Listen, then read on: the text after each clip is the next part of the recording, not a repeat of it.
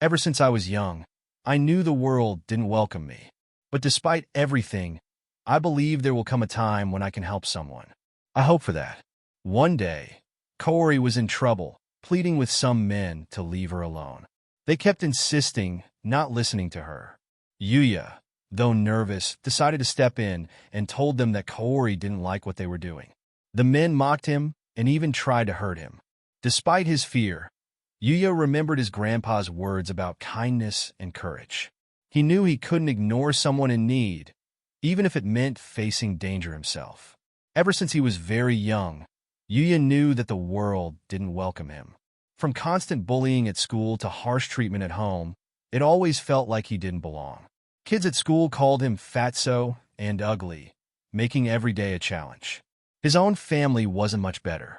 His parents were strict, always telling him to stay out of their way, and his younger siblings never missed a chance to remind him that he was different. They were attractive and confident, while Yuya felt invisible and worthless. But through all of this, there was one person who believed in him, his grandpa. Grandpa was the only one who treated him with kindness. He would tell Yuya that no matter how tough things got, he should never lose his kindness. He believed that helping others, even in small ways, would eventually bring happiness to his life. He would say, "Yuya, don't let the world beat you down. Stay strong, be kind, and good things will come." Those words were his lifeline, especially after Grandpa passed away. When he died, Yuya inherited his house and belongings. His parents tried to take everything from him, but Grandpa had made sure they couldn't. So, they gave up and cut all ties with him, leaving him alone. Life continued to be tough. At his graduation, his classmates mocked him, even writing cruel things in his yearbook. He lost his part-time job when he was late one day, and his manager, who had already hired someone else, fired him on the spot. Everything seemed pointless. He started to wonder if there was any purpose to his efforts, or if he even had a future. One day, while wandering around his grandpa's house, Yuya stumbled upon a hidden room filled with strange items from his travels. Among these items was a mysterious door. Yuya was amazed at how well everything was working. The door to another world was even more powerful than he had imagined. It felt just like a video game, where objects could be turned into money.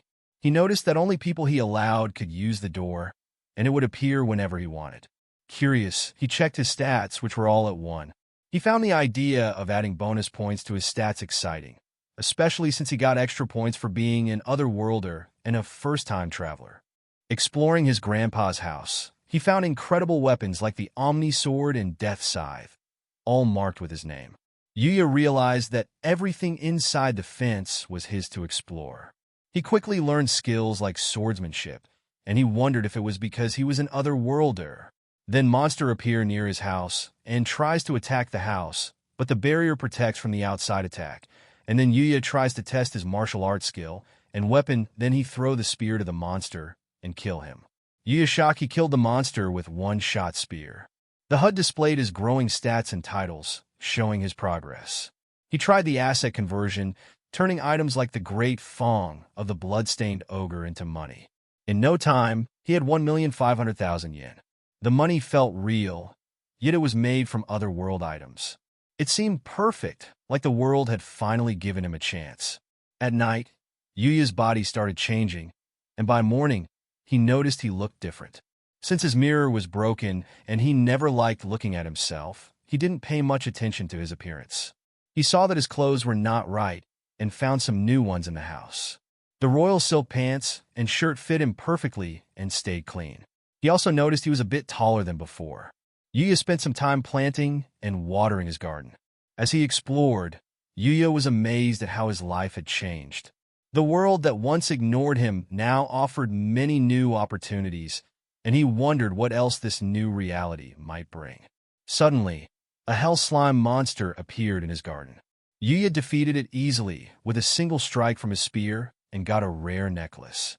He wore the necklace, which increased his level, and exchanged a magic stone for money. He bought a new school uniform and cooked curry using vegetables from his garden. For the first time, he felt truly happy and free. Later, a goblin elite attacked his garden. Yuya used his powerful one-shot technique with his spear to defeat it. This technique was so strong that it easily defeated every monster he faced. He stored the items, but didn't level up because the monster was too weak. Yuya worried that if he returned to his old world, the bullies would start tormenting him again.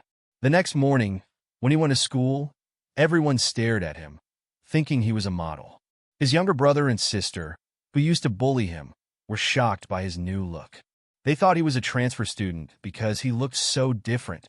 In class, when Yuya sat down, the bullies from before came over and asked if he was a new student.